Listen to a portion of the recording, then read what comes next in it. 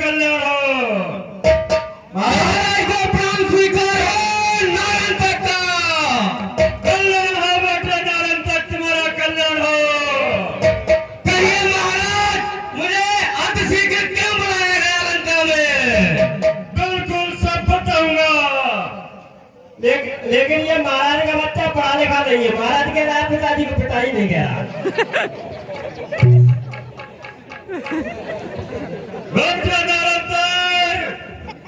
आज लंका को और दशानन को तुम्हारी अति आवश्यकता।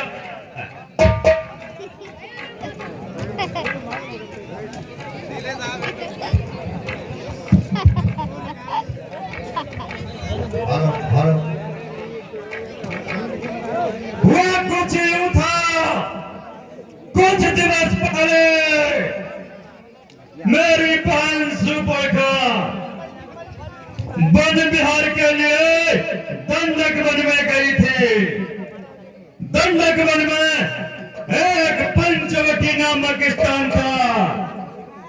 वहां घूमते घूमते जा पहुंची। उस पंचवटी पर कोई अयोध्या से आए हुए दो राजकुमार मुनि वेश में रह रहे थे। उनके साथ एक रूपवती स्त्री भी थी। बहन सुपर्णा ने उस स्त्री से मिलना चाहा। उनमें से जो छोटा वाला तपसी था, उसकी कुछ नीयत खराब हुई और कुछ गलत करना चाहा बहन सुपर्णा के साथ।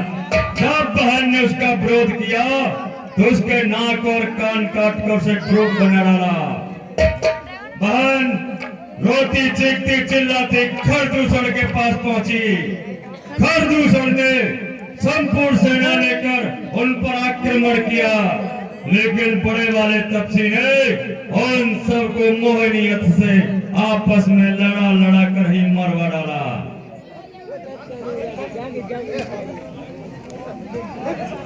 मुझे सुनाया बहन सुपर्णा ने तो मुझे अति क्रोध आया और मैं उसकी उस सुंदर स्त्री को हरण कर लंका में ले आया। इसका बदला लेने के लिए वो सुग्रीव की वानर सेना लेकर लंका पर आ पहुंचे हैं और कई दिवस बीत गए। कब से युद्ध चल रहा है। तुम्हारे काका श्री कुंभकर्ण भाई, मेघनाथ भाई, अक्षय कुमार भाई, अहिरावण, यहाँ पर बहुत सारे महाबली योद्धा मारे जा चुके हैं। इतना सब कुछ लंका में हो चुका, फिर भी मेरा ध्यान आज आपको आया। इससे पहले मुझे बुला लेते तो सारे रामादल को मार के भगा देते, क्योंकि मेरा अंत करने वाला इस दुनिया में कोई नहीं है। मेरा नाम नारायण है। बिल्कुल सत्य कहा, लेकिन कुंभकर्ण भी किसी से कम नहीं था।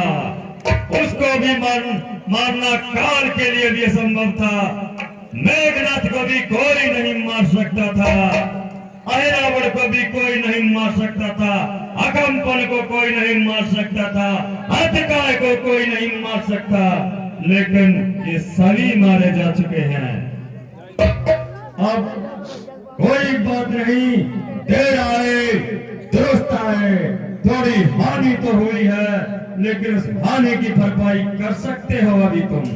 पूरा करेंगे उस हानि की भरपाई को। सारे रामादल को मार के भगा देंगे।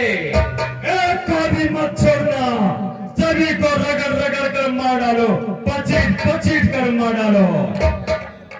महाराज आप मुझे आज्ञा दीजिए। महाराज को प्रणाम स्वीकार हो। अल्लाह हो, विजय भवा।